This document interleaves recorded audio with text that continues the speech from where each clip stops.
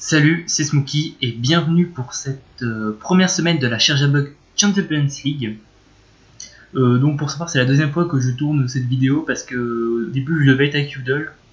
Sauf que on a enregistré pendant 1h47 et à la fin je me suis rendu compte qu'il avait un son dégueulasse.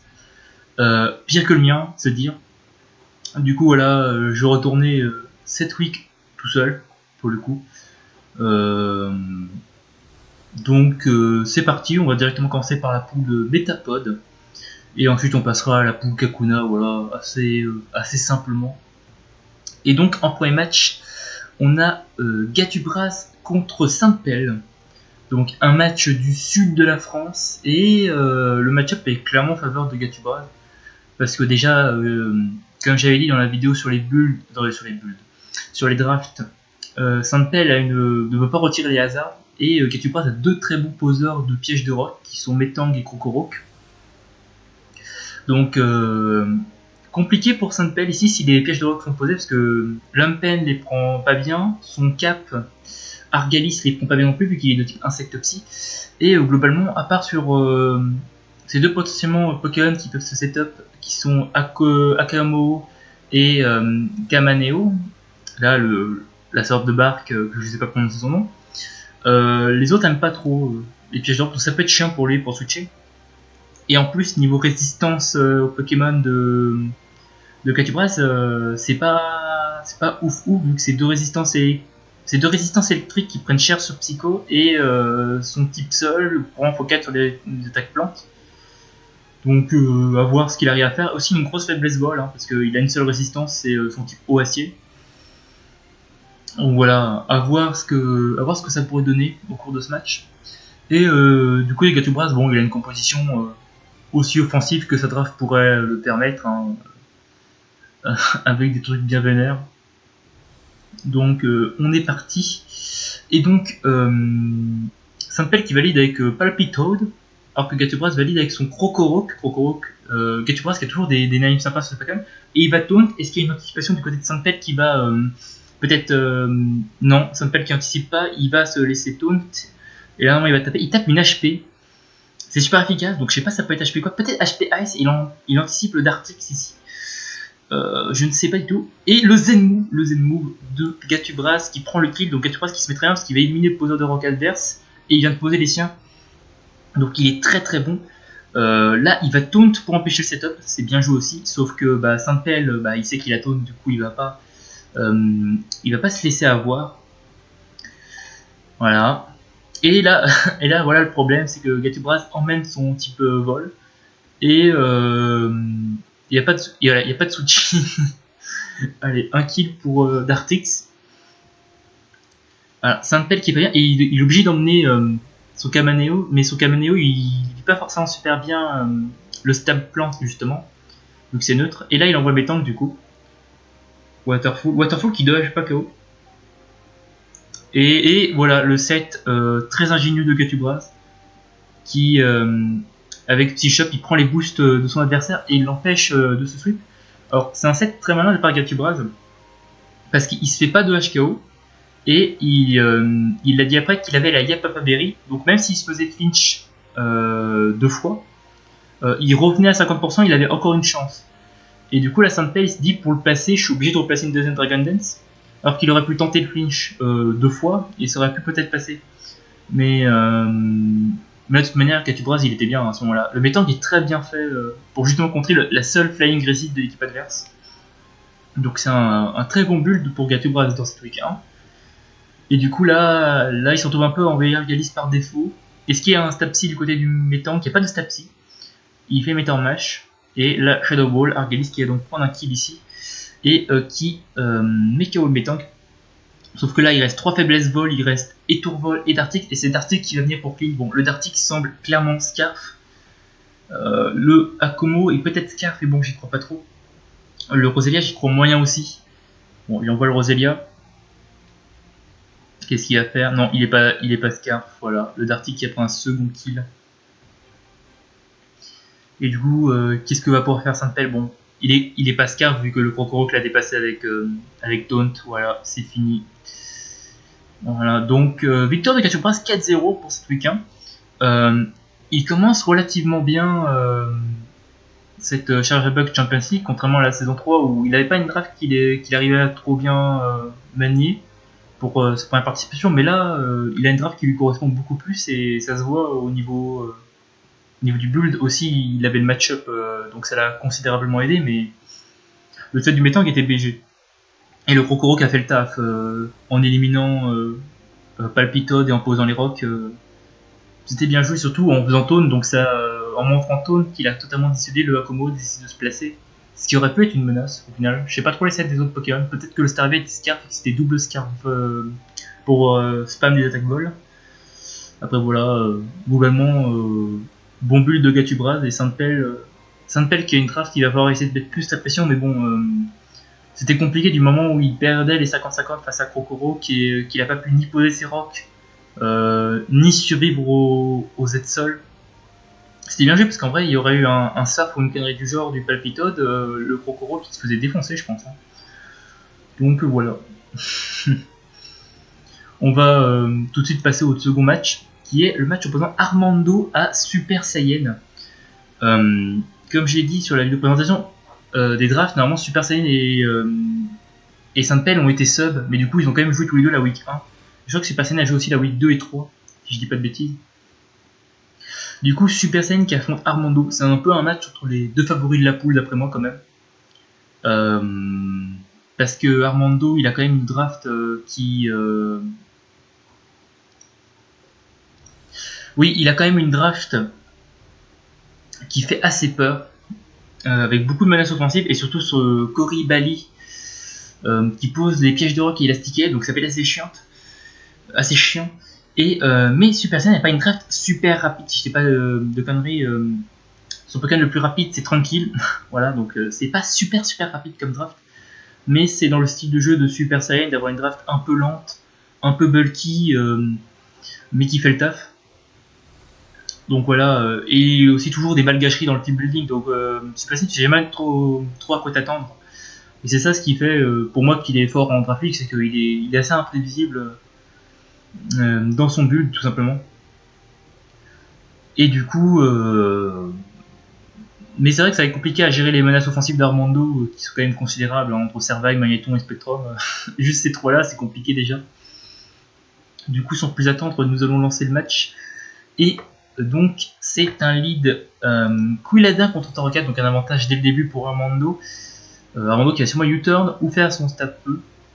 Il va U-turn effectivement. Et il envoie une portugaise. Du coup, qu'est-ce qu'il va faire? Est-ce qu'il va poser ses rocks? Et non, c'est ouf! Le coup critique sur Stone Edge, qui fait très mal, mais il le vit hein, quand même. Le Coribali, il prend un crit, mais il le vit. Hein. Donc la portugaise qui va sûrement. Non, la portugaise qui va pas rester. Sonic, les names sont géniaux. Armando qui a tenté de se soigner avec Poison Heal, c'est pas qu'il est ultra cancer, il est ultra fort. Du coup, il envoie son petit feu sur le Sonic After. Et c'est un Quilladin Belly Drum. Malheureusement, là, il n'y a pas. Voilà, il n'y a pas de très bon switch-in à un stop feu. Hein. Même Pilo, une fois qu'il a les PDR, il se fait chier de venir. Du coup, revoilà le Pilo, qui est sûrement trickpad du coup pour venir tanker assez facilement. Il fait séisme. Il fait quand même 23% avec séisme. C'est assez. Là, il peut Stone Edge. Il va préférer switcher, donc bizarre. Bizarre s'il est pas lock, hein, mais vous allez voir qu'au cours du match, on va apprendre que le Pilo était scarce.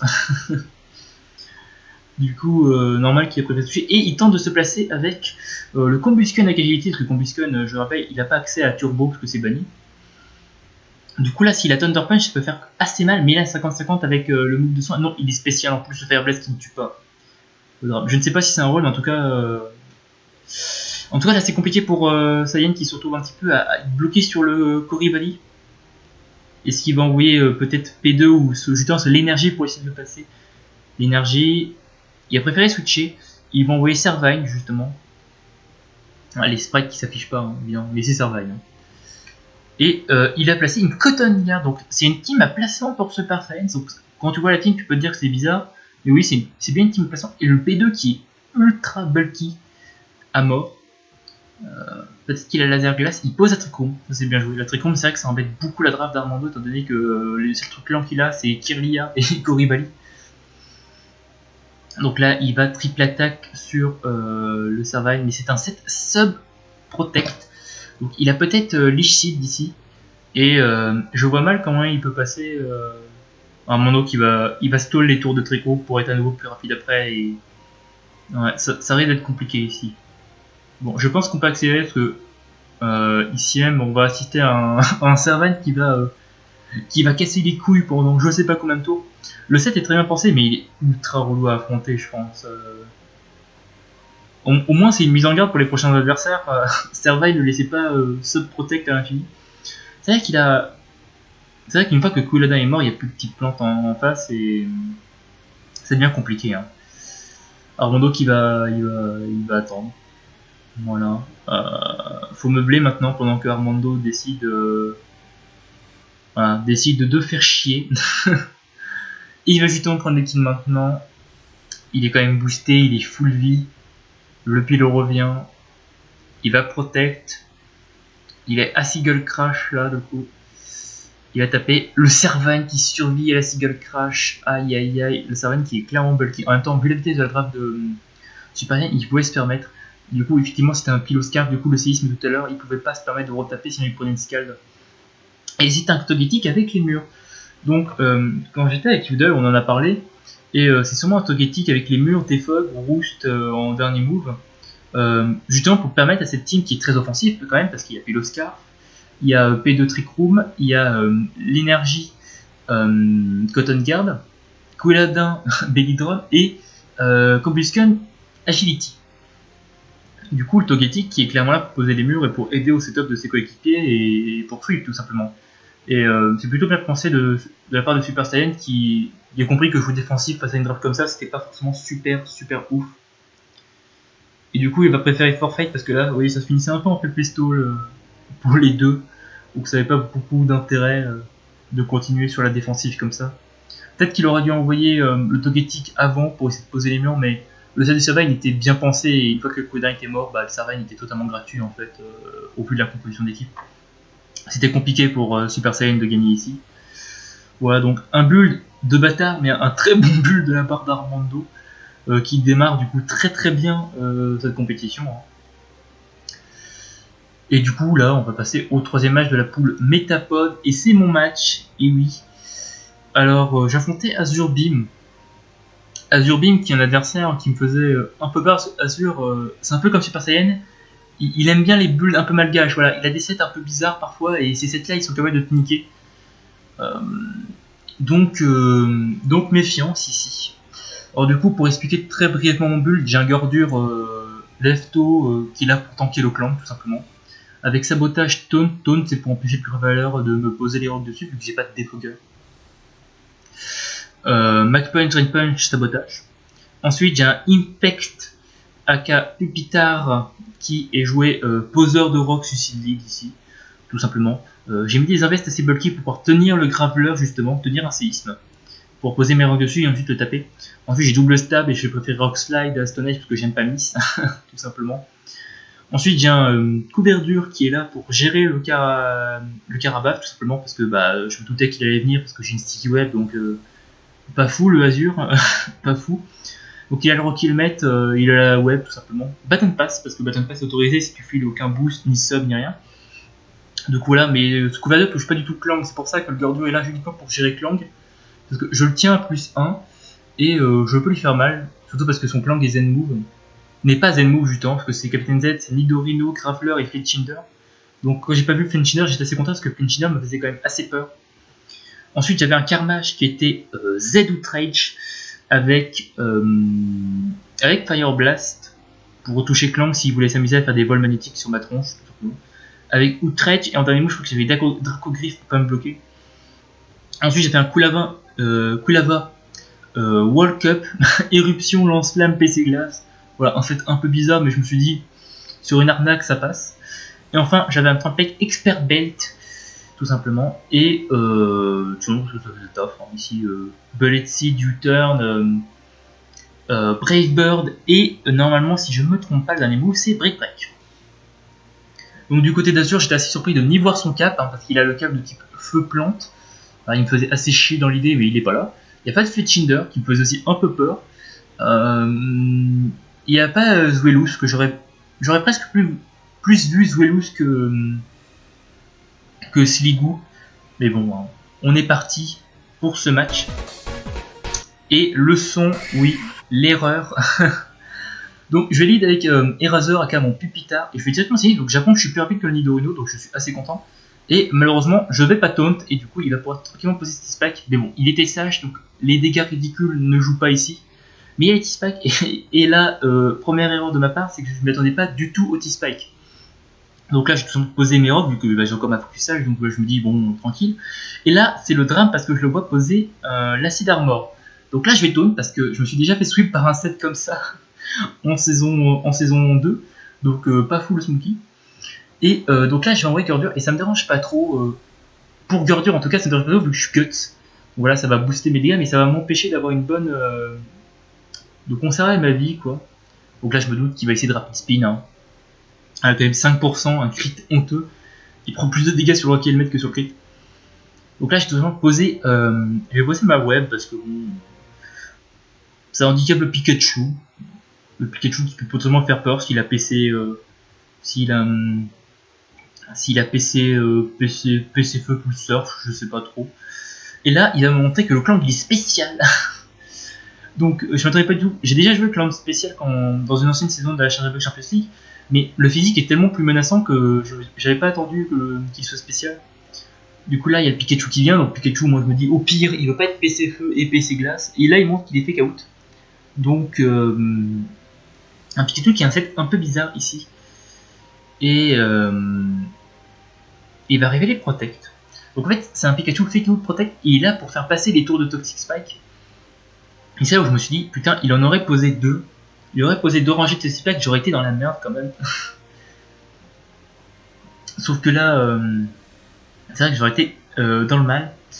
Donc là, il ramène assez logiquement son Carabosse. Il a pas les rêves, donc il a sûrement une Super Berry ou une connerie du genre. Et mon talent de Pupita s'active, et bon, il s'active le tour où je vais partir, donc pas trop d'intérêt. Et justement, voilà l'objet, justement, il a lâché Strawberry avec les restes.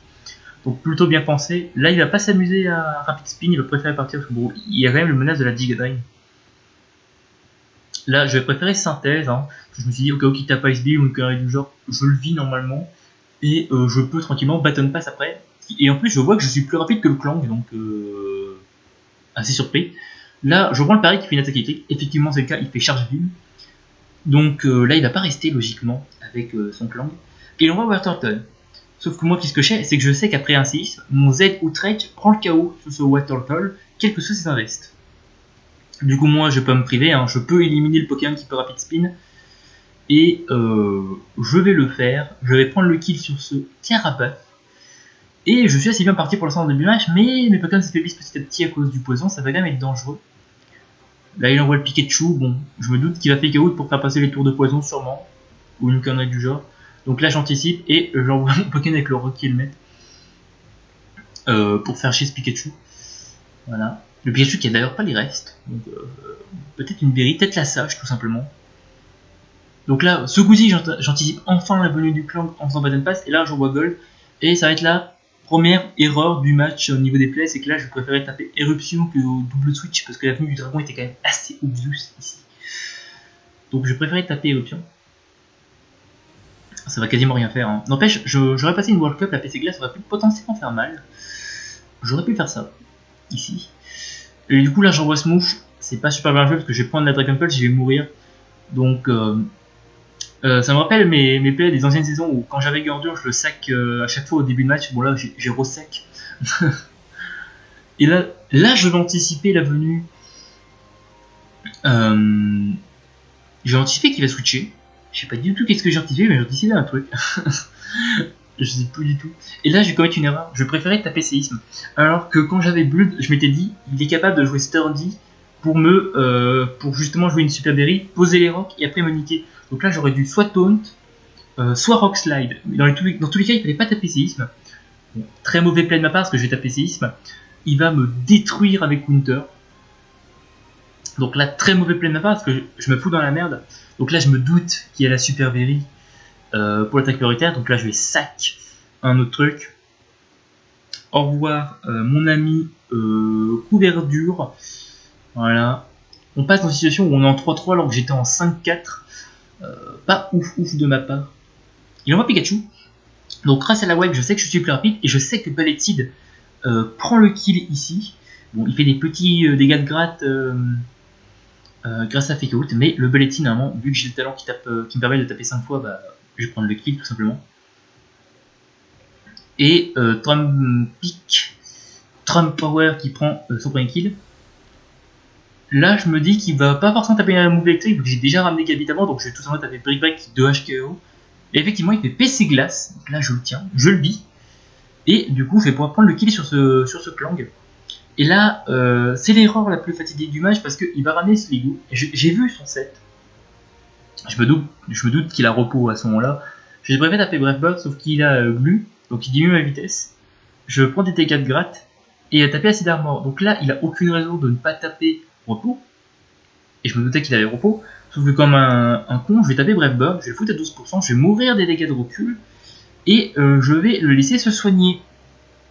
Et du coup, à ce moment-là du match, je me suis dit, s'il a Sleep Powder, ma seule chance de win, c'est qu'il tape repos ou qu'il tape un nouveau Acid Armor et que j'arrive quand même à 2 HKO. Donc je 2 HKO ici avec Outrage. Voilà. Et il va taper Sleep Powder, normalement. Oui. Et il va faire repos. Donc je gagne ce match sur de la grosse luck, sa mère. Beaucoup de chance ici sur un match que j'ai très mal géré à la fin. Autant le début ça allait, mais autant la fin ça a été une catastrophe parce que j'ai enchaîné les plays assez mauvais qui auraient pu me faire perdre tout simplement ici. Clairement, il aurait eu un boost en défense, j'aurais pu retaper. Et ça dépendait en fonction de sa range et est-ce que Kuilaba tuait avec PC Glace, voilà. Ça aurait été un autre match. Mais voilà, j'ai pas forcément mérité cette victoire pour le coup, beaucoup de luck de ma part sur des plays, en plus j'ai vraiment mal joué.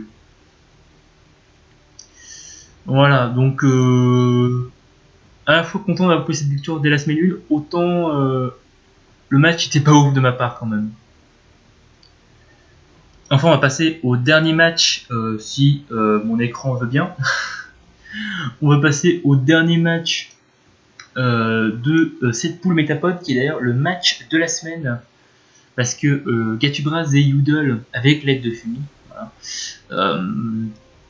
font les awards des poules. Donc Yoodle qui est en pool Kakuna fait les awards de la pool Metapod, et Gatubraz qui est en pool Metapod fait les awards de la pool Kakuna, et Fumi supervise un peu tout ça. Et du coup, le match de la semaine, c'est le match opposant TONS à Krix. Voilà, donc TONS, un habitué des trafics face à Krix. Krix, un moins habitué des trafics, un nouveau, et qui a quasiment jamais joué en Middle Cup. Donc pour lui c'est une première. Et au niveau du match-up ici, bah, si Willy pète Stack Hazard avec les spikes, bah, ça peut être très intéressant parce que bah, TONS n'a pas de quoi retirer les hazards. Donc ici ça peut être extrêmement cool de Stack Hazard des spikes parce que bah, ça empêche le Shensi de venir faire sa vie. Et vraiment c'est plutôt sympa.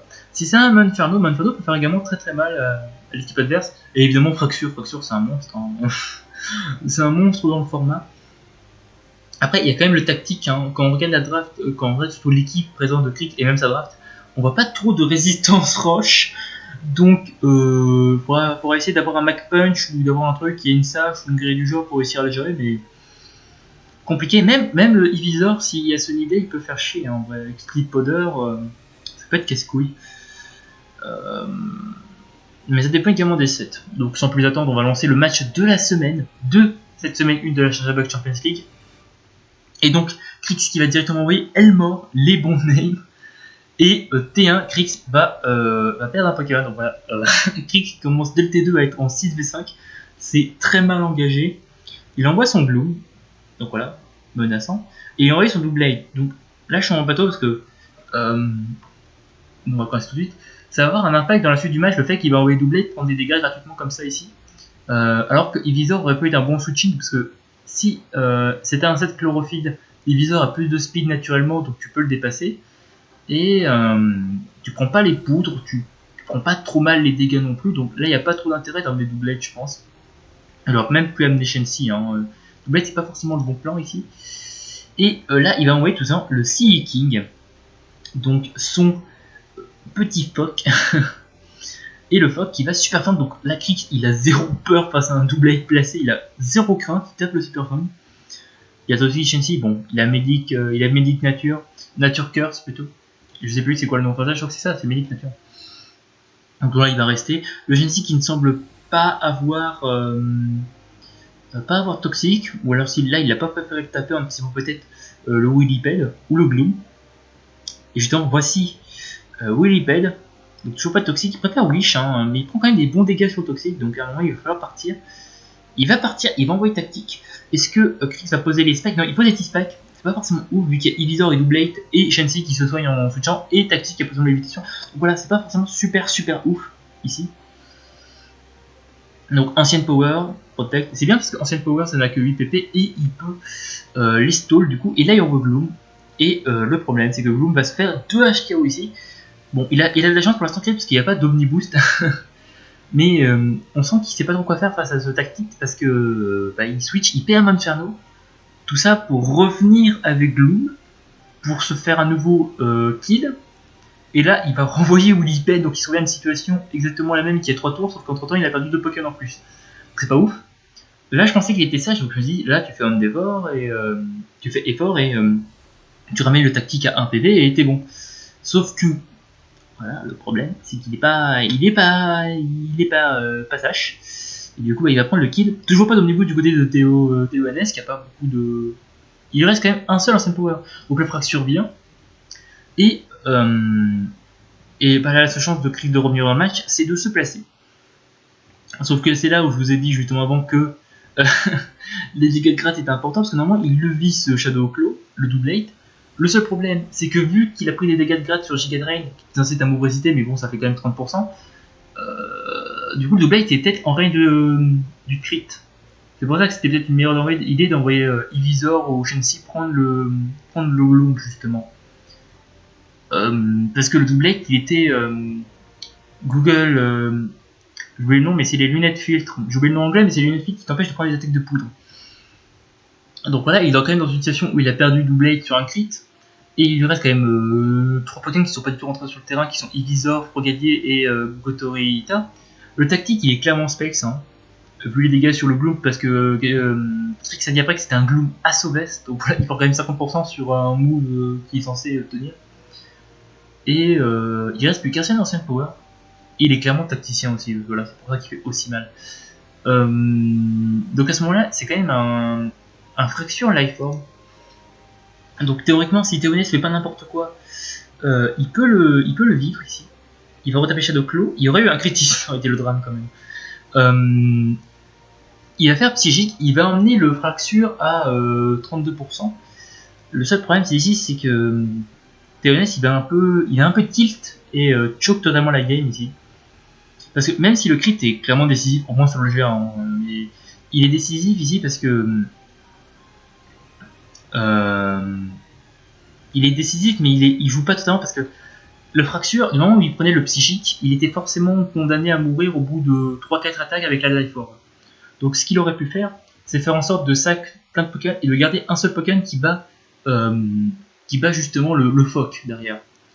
Le seul problème, c'est qu'il va préférer garder tactique que d'essayer de garder Evisor. Alors que là, c'était clairement 50-50 sur le set du phoque, parce que si le phoque, par exemple, il a surf tactique,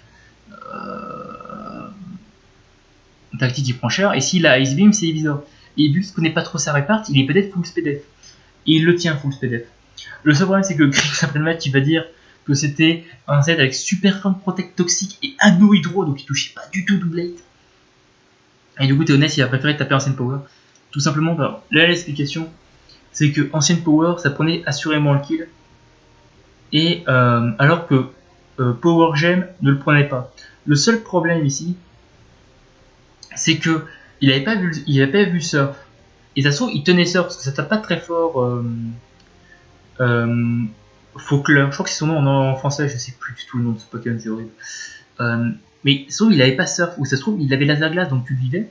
Donc Rayon Gem aurait été un meilleur play ici, donc c'est pour ça qu'il a totalement tilt la game.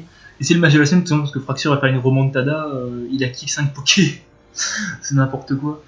Tout ça sur un crit, hein. Il crit une fois, il se fait la moitié, il se fait quasiment la totalité de l'équipe. Hein. Donc là, tout le monde c'est fini, hein, parce que il a plus de PP et on a vu qu'il était specs.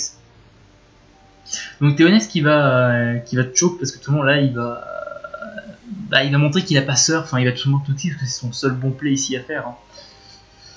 Hein. Donc une victoire de crit 1-0 sur de la luck plus un choke, un tilt. Théonès qui a lâché la game tout simplement où il a pris crit, qui devait penser qu'il pouvait plus gagner. En même temps, il connaissait pas le dernier move, mais généralement quand tu vois un set avec les restes et Toxic, tu te dis quand même qu'il a. Moi je me suis dit, perso, c'était sûr qu'il avait protect. Après oui, il aurait pu être Ice Beam plus Surf, et là t'aurais gagné forcément. Ça aurait été la même situation. Mais quand t'as reste plus toxique, c'est vrai que le protect semble assez évident pour te régénérer pendant que ton oppo meurt dans le poison. Donc voilà. Un match avec du axe comme Krix nous habitue avec sa luck. Et du coup voilà, donc désormais on va passer à la poule Kakuna. Voilà, ma connexion toujours incroyable.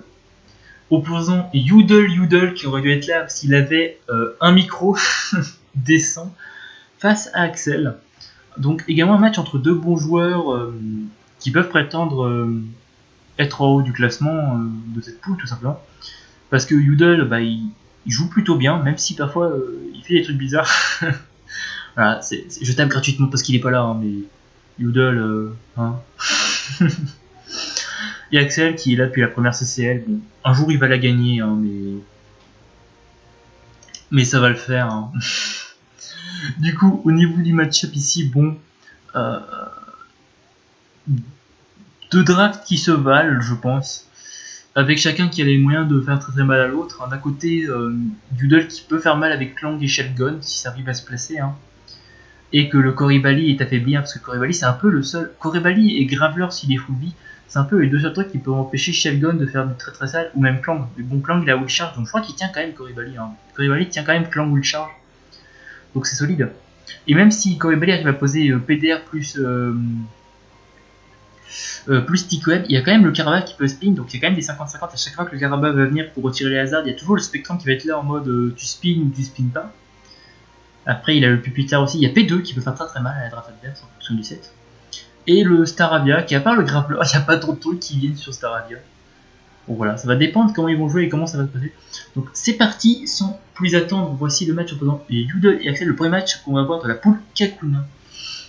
Donc Yoodle qui valide avec Pupitar et Axel avec Koribali. Donc Yoodle qui va tranquillement taper Roxel. Est-ce qu'il va avoir de flinch? Non, il n'y a pas de flinch. Il va avoir une escalade. Est-ce qu'il y a une burn ici? Il n'y a pas de burn. Donc voilà, l'objectif active de la part d'Axel. Et Axel qui aurait Spiky Shield, donc pique de défense, anticipé de la part de Yoodle. Donc un play assez obvious de la part d'Axel parce que il se faisait de HKO et il se régénère. Donc c'était un play assez évident de sa part. Yoodle qui va rester pour taper. Il fait quand même 40% sur un move résisté. Il n'y a pas de poursuite de la part du Kogoro qui aurait pu venir kill ce Pupitar, mais il a préféré taper séisme. Et le Shellgun qui nous montre qu'il a RF et qu'il est très bulky. Shellgun, c'est quand même une très très bonne défense, mine de rien. Le retour du Koribali qui va prendre la Dragon Claw. Il va la prendre comme un chef, il prend que 21%. C'est ultra bulky Koribali. Mais Axel doit faire gaffe parce que s'il laisse Koribali se faire affaiblir comme ça, ça va être compliqué. Après, il va taper le toxique en anticipant la non-venue du Clang. Le seul problème c'est que le talent de Pupitar va s'activer et là du coup le Clang existe. Le Pupitar existe et il réanticipe le Protect d'Axel. Et du coup il va se faire mettre à 7% par le Pupitar.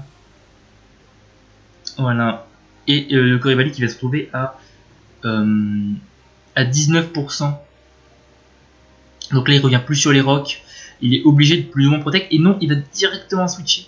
Et du coup là, en fait, factuellement, vu qu'il combustionne peut défog, mais il n'y a pas de défog en face, le Koribali est mort. Là, Yoodle qui va pas s'amuser à anticiper, il va directement taper triple attack, ce qui va paralyser le Sliggoo. Mais là, vous allez voir que ça n'a pas trop d'incidence, parce que bon, c'est un set avec hydratation et rain dance. Voilà, il le gère, il le gère les statues. Et là, attends, il va se ficher sur Graveler sur le Clank. Et Udol qui va. C'est vrai que le type seul a pas trop. Vu le bug de Kokoro, qui a pas forcément envie de venir sur Clank. Donc c'est plutôt bien anticipé. Du coup, là, il y a le Karabaf sous la reine. Le Koribali va être sacrifié ici. Donc, la mort du Koribali, ça veut quand même dire que le Clank a factuellement, vu que Graveler a plus sturdy, s'il avait sturdy, il n'y a factuellement plus rien qui tank un Clank avec. Qui se setup frustration plus stabacier. Il n'y a plus rien. Tout prend cher. Même Spectrum, je crois plus un Spectrum, vu le bulk de Spectrum, il prend là-bas. Donc là, Axel va se retrouver un petit peu en une position un peu délicate. Il va renvoyer son dragon, c'est un peu la seule option qu'il a pour affaiblir ce Karabaf. Sauf que, d'ailleurs, il est pas trace ni téléchargement, il n'est pas calque ni téléchargement, donc il analytique P2. Donc il tape Ice Wing. Ça c'était sûrement pour le Spectrum pour le gérer. Sauf qu'Axel il va se soigner. Et là c'est une erreur que j'ai souvent faite personnellement, c'est reste sur le dernier tour de reign, du coup t'as plus la reign quand tu t'endors. Et du coup c'est un peu dommage ici. Du coup là il est obligé de dormir. C'est un peu. Là le match il va un petit peu. Les deux joueurs vont se regarder dans le blanc des yeux en attendant que l'un des deux décide de faire quelque chose. Udol va tout simplement taper, Axel va tout simplement dormir ici. Donc voilà, un petit peu un statu quo pour l'instant dans ce match. Mais Axel ne peut pas trop permettre de sweep parce que sur une anticipation, le Spectrum prend très très cher. Alors que là quand même, le Seligo vient de nous révéler son set et le Clang est absolument pas touché par le Seligo. Donc c'est un free setup incroyable ici. Mais il va quand même préférer aller sur Shelgon. Peut-être pour menacer d'un move dragon. Ce qui va être le cas, il va Dragon Claw. Hein. Udol qui cherche encore un petit peu à prendre ses marques dans ce match, j'ai l'impression. Il va faire Wish, voilà. Et Udol Axel va poser ses pièges de rock. Voilà donc. Le match s'éternise un peu. Il va envoyer Karabaf. Voilà. Le super power qui va affaiblir le Graveler. Il a anticipé clairement le Clang ici. Hein. Même si le move seul était plutôt bon, mais bon, c'est vrai que ça touche Staravia, donc c'est pratique. Mais le Karabaf récupère avec le Wish. Il va faire Scald, bon, ça va faire 14% grâce à la reine. Bon, pas de quoi se taper cul par terre. Axel va reposer la reine et Udol va rapid spin. Voilà. Le Spectrum qui ne sera pas venu sur un seul rapid spin ici pour venir mettre la position offensive. Après, c'est vrai que en fonction des ABS du Karabaf, il prend pas le kill et le Karabaf peut potentiellement faire mal. Le Karabaf, c'est la crunch quand même, donc faut faire gaffe. Le retour du Shelgon, le Seligo qui se soigne, voilà. Pour l'instant, c'est tranquille pépère ce match. le Graveler qui peut pas se soigner, à moins qu'il ait une super berry. Et qu'il y ait une super berry, il n'y a pas de super berry ici. Donc le Graveler, à moins qu'il ait beaucoup de vitesse, va être outspeed et tué par le Shelgon. Voilà, donc il n'y a plus de Graveler, il n'y a plus de Graveler, il n'y a plus de Koribali. Le Clang semble quand même d'une gratuité assez phénoménale ici.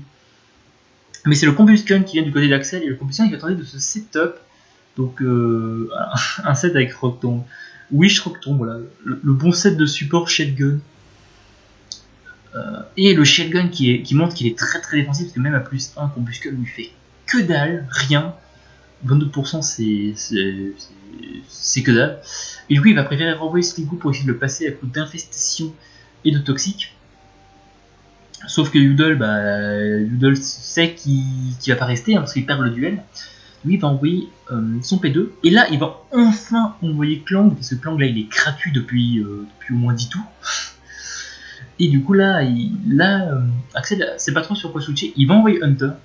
Si c'est Hunter's carte, il peut outspeed un Clang placé, je pense. Et là, ce problème, c'est que ce n'est pas un Hunter's carte. Il a montré qu'il a la super berry, ce problème, c'est qu'il n'y a pas de sheer green. Donc là, c'est le drame quand même. Mais Axel qui va envoyer un Kokoro. Et c'est drôle parce que le Kokoro va revenge kill le Clang. Alors, Udol avait expliqué lorsqu'il était là pour la première fois qu'on a tourné ce qui s'est passé, c'est qu'en fait, il a mis assez de vitesse pour dépasser un Krokorok qui dépasse le Pokémon le plus lent derrière lui, Scarf.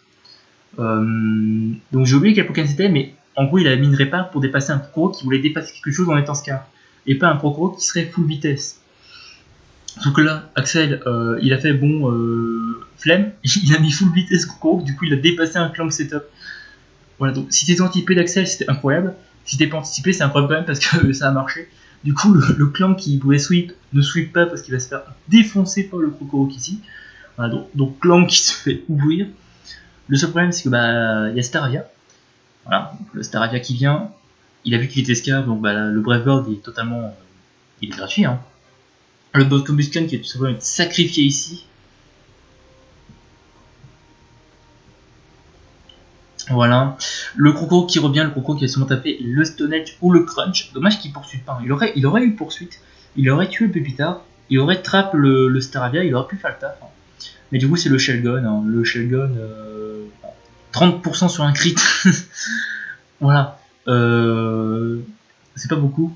Bon, le crit Control qui ne joue clairement pas, et là de toute façon ça va se finir sur le Seagull qui peut absolument plus rien faire, parce qu'il prend super cher sur les Ravenclaw, il ne peut pas tuer en un seul coup ce Shelgon.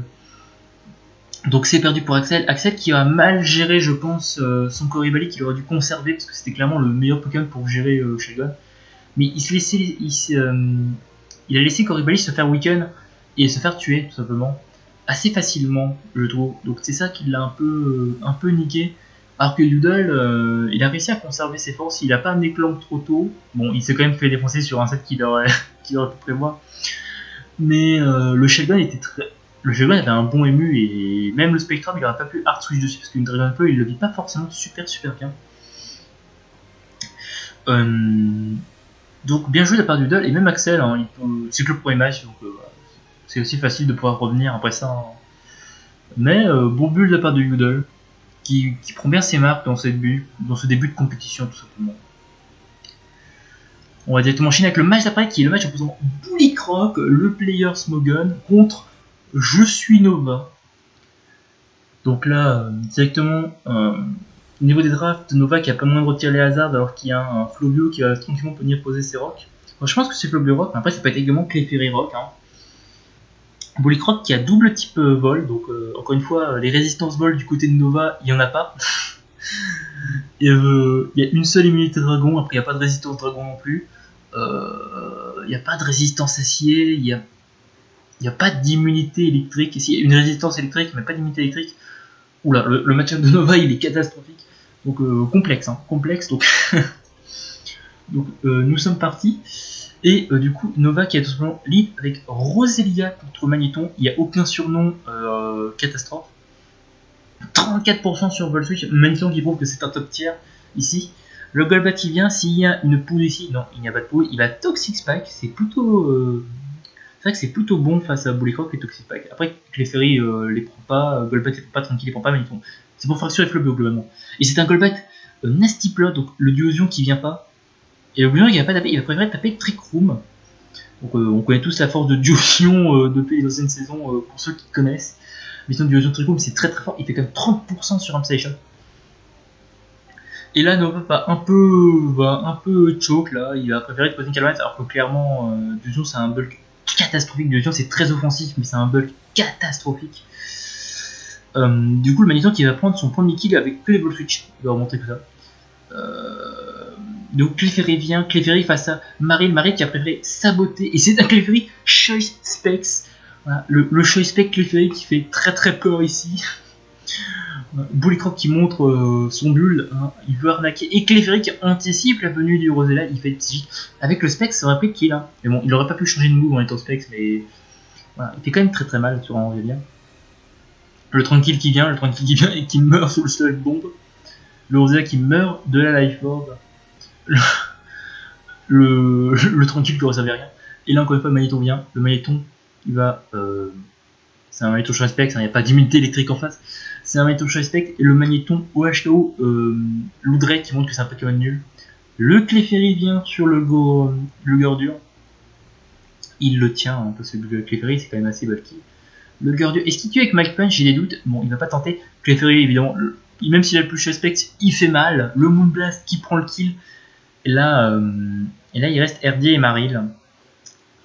Il va faire super fang, il va prendre le kill ici. Le Herdier qui semble... il est soit Shellbun, soit Shellscarf. Et il va montrer qu'il est Shellscarf. Il est lock, donc il va pas rester sur le Flobio. Le Flobio qui va évidemment prendre le kill ici sur le Maril. Et un peu contraint, Nova va envoyer son Herdier. Voilà, il va sûrement faire le stab normal ici. Évidemment, il fait retour, il prend le crit qui fait super mal. Voilà, alors que Bully était resté. Donc, le Flobio du coup meurt sur ce crit. Ça va jouer sur le GA, mais sinon finalement le Magneton il vient, le Magneton il prend le coup de type normal et il défonce des mamans avec Thunderbolt. Du coup, Bully qui montre qu'il a une draft énervée et qu'il a compris de souvent que le tir est hyper offensif, hein, parce que Clefairy Specs c'était encore jamais sorti en CCL, hein, j'annonce, alors que le set est ultra goat. Du coup, beau match, hein. à part le Calmine sur Duson qui était contestable, mais sinon le reste ils ont joué avec ce qu'ils avaient leurs armes. Et c'était un match assez sympa. Bon, le Fracture est pas sorti, hein. Donc on a un Fracture qui sweep en pool Metapod et un Fracture qui ne sort pas en pool Kakuna. Tout simplement. Mais voilà, un match assez sympathique. Sans RNG, donc ça fait plaisir. Avant-dernier match de cette semaine 1, et c'est le match opposant Emel contre Féo. Donc évidemment Féo, mon favori. Voilà. Je vais voir la team de Féo pour voir qu'elle est ultra goat. Face à une team d'Emel qui a des Pokémon pas fun, hein. Qui joue le Piaf ici, hein. Personne, à part les gens qui n'ont pas d'âme. Et du coup, sans plus de temps, on va lancer ce match incroyable ici. Ici, Féo va lead avec sa loutre, oui, une loutre qui est évidemment un excellent match-up. Et sauf que, évidemment, Emel est un joueur qui axe et c'est le axe. Et le Tourin à côté qui miss. Évidemment, ça va jouer sur le reste du match. Vous allez voir que cet à côté est évidemment décisif ici. Parce que Féo est obligé de switch. Hein, le axe joue évidemment. Et il est obligé de switcher. Spoipa qui va poisonne, poudre toxique. Excellent play de la part de Féo qui va empoisonner le pingouin. Et donc là, c'est le Bailiff qui vient et qui résiste à Hydropump. Quel play, hein, évidemment. Féo lit en son adversaire extrêmement facilement. Le Bacon vient, mais le Bacon ne peut rien faire face au gracie terrain que pose Mecronium. Donc là, il va tenter de se placer, évidemment, le Axe T1 qui joue, évidemment, parce que maintenant il peut se placer, alors que s'il n'aurait pas eu le miss, il n'aurait pas pu. CQFD, tout est logique. Et la Will Charge, donc le set no fun d'Emel qui va prendre le kill, la loutre qui tombe, mais ce n'est pas fini. Est-ce que Féo peut revenir dans le match? Féo qui envoie Kakuna qui est évidemment son top tier, son meilleur Pokémon. Est-ce qu'il va résister? Il ne résiste malheureusement pas. Là, c'est le drame. C'est le drame, hein. Emel qui a axe dès le début du match en prenant l'ascendant ici, l'antivol, mais on assiste à un vol, donc l'antivol ne peut rien faire. L'antivol subit justement ce vol, c'est honteux, hein, on se croirait. Je ne vais pas finir cette phrase. Là, il y a le Gogon. Est-ce que le Coco résiste? Il ne résiste malheureusement pas. Honteux, messieurs, dames. Là, il est obligé de renvoyer un. Voilà, donc voilà, le Métapode qui vient, Métapode, attaque armure, et c'est le coup critique. Coup critique honteux ici qui joue évidemment parce qu'il aurait fait armure, il aurait sûrement résisté au deuxième boule de feu et ça aurait été la victoire de Féo. Et double coup critique et mec qui axe honteusement. Un match honteux, hein, tout simplement. Bon, plus sérieusement, Emel qui a été beau jeu en laissant mourir son Bacon et en faisant juste 5-0. Bon, il aurait pu switcher, il aurait pu être tryhard. Bon, il a été beau jeu. Un match marrant. La team Cocon de Féo qui est Godplay. La plus belle team du tournoi, clairement. Après un aussi beau match, on est obligé de passer à un match un peu moins beau. C'est le match opposant Red aka Ryan Tactics, voilà, on est sur le nom de Red, et champion le plus nul. Donc Red qui a une draft qui lui consiste uniquement de 7 Pokémon. Donc cette semaine il a décidé de laisser Lombré sur le banc. Face à lui il a Champion qui a décidé de ramener une équipe assez offensive quand même, hein. Son équipe peut faire le taf, hein. Surtout son cap ou 6 setup en vrai, il peut faire très très mal, hein, parce que le combo Dragon Dance, Assigal Crash, Stab Acier et Stab O, je crois qu'il est séisme en plus, c'est ça le pire, il fait le taf sur l'équipe de Red. Alors que Red, de son côté, il peut faire très mal avec Doublette. Hein. S'il pose une Dragon Dance, une Sword Dance, bah, il fait très mal. Il peut tanker des coups sur le physique, et à part le Lampen qui le menace un peu sur le spécial, il n'y a pas grand chose qui menace sur le spécial ce Doublette. Hein. Et Lampen qui est globalement plutôt bien géré par Akomo s'il a le talent par balle, géré par Togetic globalement s'il est bulky, Tactique le menace, et Magma peut tanker une attaque feu aussi, potentiellement donc. À voir comment ce match va tourner. C'est parti pour cette week 1, le dernier match, le match opposant Red et champion dans cette poule Kakuna. Red qui va lier les tactiques et champion qui va switcher pour son match-up, sauf qu'il switch une faiblesse sur une autre faiblesse fait. Voilà, pas super play, alors que le tactique en face révèle la life orb. Donc là, il anticipe le bullet punch. Bon, Red qui switch une faiblesse acier sur une faiblesse acier, on va pas en parler, hein, mais mais les dégâts sont quasi nuls. 19%, c'est que dalle. Hein. Le Togetic qui est ultra bulky alors qu'il fait moins de 3% sur la barque. Je vais dire la barque parce que j'ai la flemme de dire son nom en anglais. Donc voilà, 45% sur Togetic, qui montre que c'est un Togetic physique défensive. Et donc là, il va pouvoir tranquillement roost parce que ah non, il va pas roost, il préfère envoyer Magma. Donc switch extrêmement agressif. Et Champion qui a anticipé qu'il reste pour roost, il va décider de taunt. Donc si c'était volontaire de raid, c'était très bien joué. Si c'était pas volontaire, bof. Le Gabi qui vient sur la Focus Blast et qui le vit pas bien du tout. Et qui est plus lent. Donc voilà, un switch. Ah, le switch est un peu nul de la part de Champion, parce que non seulement il prend cher sur le Focus Blast, mais en plus il est plus lent. Donc ça n'a pas d'intérêt. Enfin, je comprends pas l'intérêt de ce play. Alors qu'il aurait pu conserver Gabit pour faire de gros dégâts sur Doublette, faire de menacer la Como, et même mettre une grosse tête de fer ou un Stonette à Togetic. Donc, pas fan de ce play qui est clairement bof de la part de Champion. Et donc il a décidé d'envoyer Lampen. Voilà, donc Lampen qui va Shadow Ball assez tranquillement ici. L'Aspédado qui ne joue pas, il va faire Tiff. Bon, Tiff avec la Life Orb encore une fois. Voilà, c'était pour toucher le Lampen, mais quand même assez spécial. Là il va retaper Shadow Ball. Il va mettre 30%, donc là il peut tuer le Togetic. Sauf que Champion va anticiper la venue de Akomo par balle. Et sauf qu'il ne vient pas, donc le Togetic va roost gratuitement. Donc là, on comprend pas trop ce play là quand on regardait le match. Champion a expliqué après son play, mais c'était bizarre, même en match, c'était bizarre de voir Champion rater le kill sur Togetic pour ça. Voilà, mais c'est Red en face, donc faut pas trop anticiper contre Red typiquement.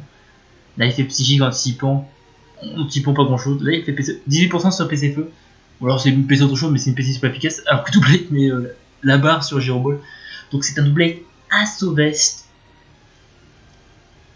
Donc tout simplement ce Doublette qui va faire de très gros dégâts sur ce Floette. Il va gagner le duel. Voici le Pikachu. Champion qui est un peu mal dans ce match. Et qui doit se relancer. Il va prendre le kill sur Doublette grâce à sabotage. Red qui a bien fait de prendre des petits dégâts de gratte sur ce Pikachu. Sauf que c'est le retour du Marocain, et le Marocain il est pas là pour déconner, hein, il est là pour taper des gros moves. Et encore une fois, Champion qui switch une faiblesse seule sur une autre faiblesse seule. Voilà, donc on pourrait dire que Red anticipe tout et que c'est trop beau jeu, alors que finalement Red fait que de taper des trucs super efficaces et que Champion switch des faiblesses seules sur des faiblesses seules, des faiblesses fées sur des faiblesses fées. Voilà, donc c'est pas top tier. C'est pas ouf en soi. Ce début de match. Donc voilà, la barque qui meurt, le retour du match-up qui va tenter de bullet punch simplement. Et non, il va Eevee Slime, il anticipe le Togetic, il va prendre le Flame Body, mais bon, ça doit être un match-up Guts. Sinon, il aurait joué Dynamic Punch, je pense, si ça aurait été un Nulguard. Donc là, il va préférer switcher sur l'éditeur. Double switch, c'est plutôt bien joué ici. Là il va faire psychique, il va enfin. Bon, maintenant on sait que le Lampen est clairement Scarf, hein, parce que sinon il serait pas amusé à faire des switches. Du coup là il est obligé d'aller sur Pikachu qui est vraiment... Oh, c'est très mal joué de la part de Red, hein. Red qui... Vraiment là Akomo finit le match, hein. Sauf qu'il a passé 3 plombes à faire autre chose et il va tenter des KG clair qui servait pas à grand chose. Champion qui va faire le switch ici. Pour reprendre un peu le momentum, là s'il tape Fire Blast en fait c'est un free setup pour le Akomo, donc il fallait taper psychique. Je pense qu'il fallait taper psychique quitte à risquer de voir venir le Togetic. Ou même à pas tuer, hein. Parce que là l'Akomo je suis tombé bien. Et c'est plus ou moins plié parce que Red va enfin se rendre compte qu'il sweep opposant de Dragon Dance. Donc voilà, il se place. Il tape le séisme ici. Le Pichu a peut-être Extreme Speed. Et la manière dont il vient en premier, c'est clairement il a Extreme Speed. Il tape l'Extreme Speed. Je rappelle que la Light Ball est bannie, du coup voilà, le Pikachu fait pas forcément super mal. Et là, il va faire Bullet Punch. Et si il kill avec Bullet Punch, en vrai, c'est plutôt bien parti pour le champion avec Guts. Et non, il n'a pas tué avec Bullet Punch, malheureusement. Et ça va être la victoire de Red 3-0 sur ce match. Avec champion qui... Je pense que le play, clairement, c'était qu'il fallait pas anticiper face à Red, qui jouait... Red jouait assez premier degré. Et champion a voulu suranticiper une arrivée d'Akomo. Certes, Akomo lui met la misère, mais... rater le kill Togetic pour ça, c'était quand même dommage, surtout que t'étais pas sûr que Red jouait ce talent-là. Donc, il fallait jouer plus safe au début, mais bon, c'est que la première semaine, ça se relance assez facilement. Mais voilà tout pour cette week 1 de la Charabug Champions League. On se retrouve tout simplement pour la week 2. Très bientôt, normalement, si j'arrive enfin à tourner ces vidéos. Et sur ce, à plus.